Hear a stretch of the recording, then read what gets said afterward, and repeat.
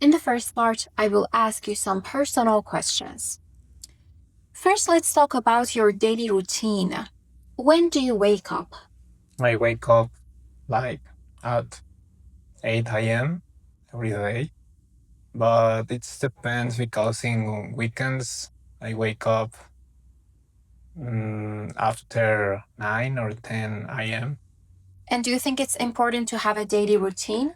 Yes, I try now to make habits, but it's difficult.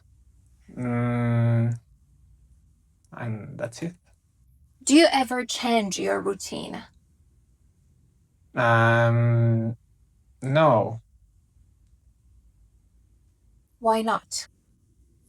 because I think it's difficult, but now, yes, I changed my routine because I quit my job and my routine changed. Now let's talk about television. Do you like watching TV?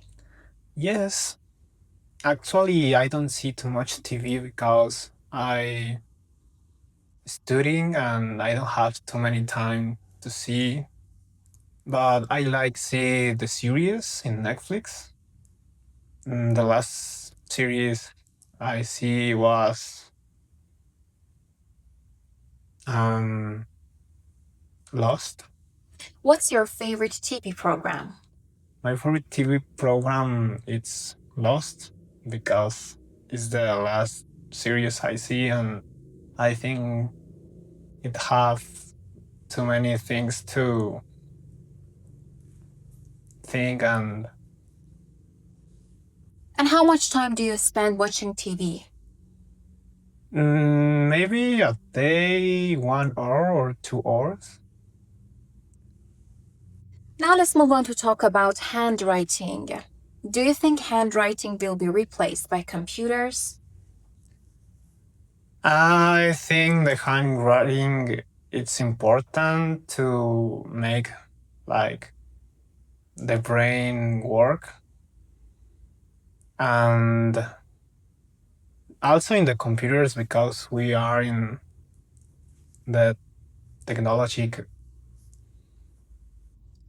Is it still necessary to keep handwriting? Yes, because I think when the children are growing, it's the first steps to learn the language and also to make like synapses, cerebral synapses in their brain. What impression does a person's handwriting have on other people? Um, I think the people is losing the important of importance of handwriting because in this time we have a lot of cell phones and computers and also because I don't know, I think the parents don't pay attention to the children's. Now let's move on to the second part of the exam. In the second part, I will give you a card with a topic, and you will have to talk about this topic for 2 minutes. But before you do so, you'll have 1 minute to think about what you're going to say, and you can make some notes to help you if you wish. Do you understand? Yes. Now I'm giving you the cue card, the paper, and the pen for you to make notes. You should describe a live sport match that you have watched. So here you go.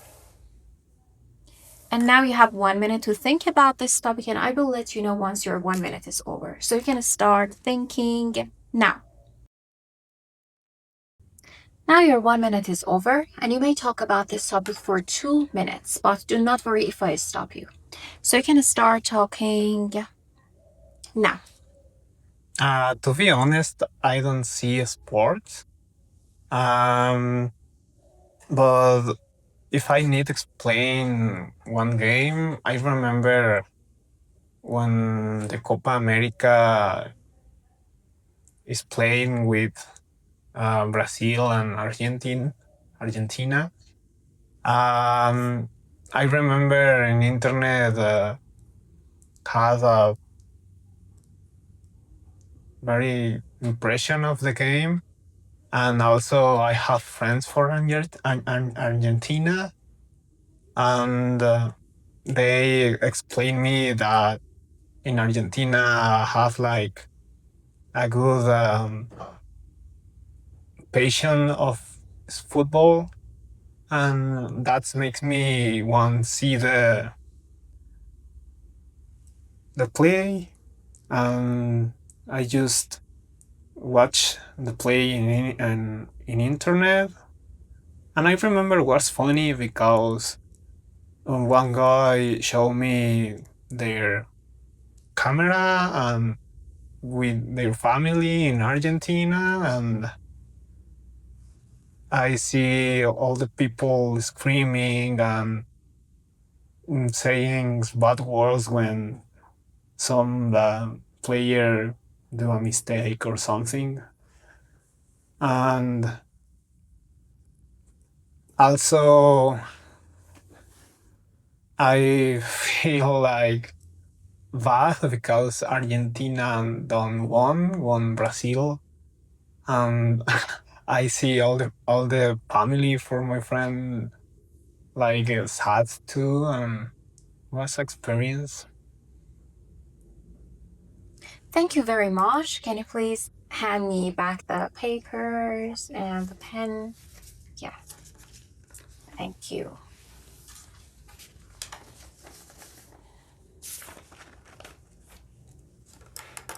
Okay, we can now move on to the third part of the exam. So, in the second part, you described a live sport match that you have watched. Now, in this part, I want to ask you some questions related to this topic. Do you think children should be involved in sports competitions? Yeah, in sport competitions because it's especially good for the physical improvement, and I don't think it's important to see TV or TV sports because I don't know, it's different see the game or play the game. And do you think it's beneficial to give children who work hard in school prizes? Sorry? I can repeat my question. Is it beneficial to give children who work hard in school prizes? Yes, I think it's good, but it depends of the children because sometimes can like feel like strong, more strong they than they are, and What do you maybe mean by strong? I mean like mm, when the childrens have like too much energy and that energy can use in bad things Mm-hmm. like Okay, and what kinds of sports competitions do people watch in your country? in my country Mexico it's football. All the people like football. I think is um the must see sports here. And why do you think people watch football more than the other sports in your country? Not sure. It's it, too many time seeing that sport like 50 years ago. But I think actually we see also baseball because Mexicans are improving last years in the baseball. And do people normally prefer to watch live sports or watch them on TV? I think live sports Why? because it's in the moment and it's like the emotions to be the first and see the play. And are there any disadvantages to watching the sports, watching the live sports? Can you repeat the question, please? Are there any disadvantages to watching live sports? I don't think so. I think it's better because improve the economy, because the people go to the clubs and waste their money. Thank you very much. This is the end of the speaking test. Do you want to know what band score you'll get in the IELTS speaking test? Perhaps you want to improve your performance and prepare yourself for the real test? Then why not book an online mock test with us that will last for 25 minutes? 12 minutes of the test itself and 13 minutes of comprehensive feedback, plus we'll give you useful tips on how to make your performance better. So, we know how to help you. Join us. Okay, Lester, let's see what you did. First, I will give you some details about each criteria, and then we can talk about your overall band score, okay? Okay. Good. So to start with your fluency and coherence as the first criteria, I can first mention your problems here, the things that you can work on. First of all, I do recommend you to reduce your hesitations because sometimes you are speaking so slowly, pausing for a long time to think of what you actually want to say. So maybe in the beginning of your answer, you can use more fillers and boosters only to buy yourself some time, analyze what you want to say, and then you can start talking. You've used a few fillers, like for example, as I remember, like boosters and fillers. But maybe you can use more of that just to reduce your hesitations. Other than that, you had some self-repetition, like you said something and then you repeated the same idea, and this can lead to not having a range of vocabulary in your speaking. So instead, maybe you can use some other words, some other structures to talk about newer ideas, not to repeat yourself. And if you want to get a higher score in fluency and coherence, try to use more connectives and discourse markers. Because if you only use and, so, but, because, then that wouldn't be enough.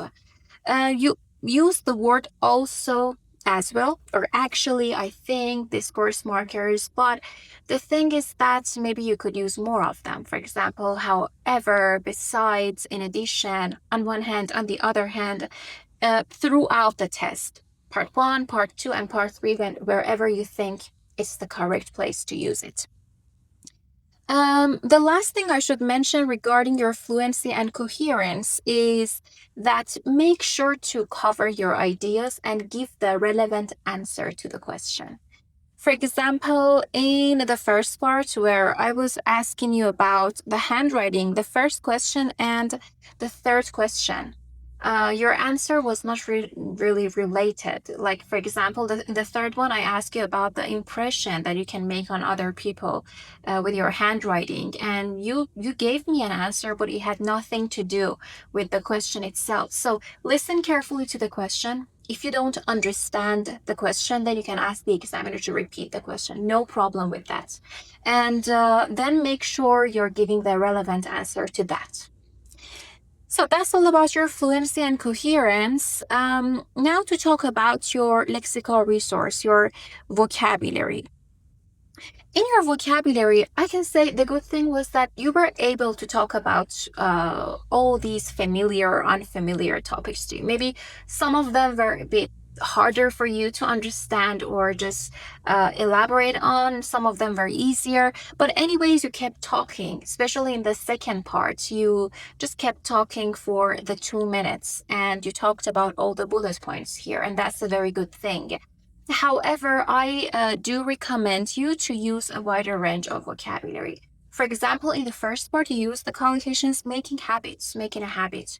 That was a really good one. And I really expected to hear more of these words, some more collocations, like the combination of words together, which give you a new meaning.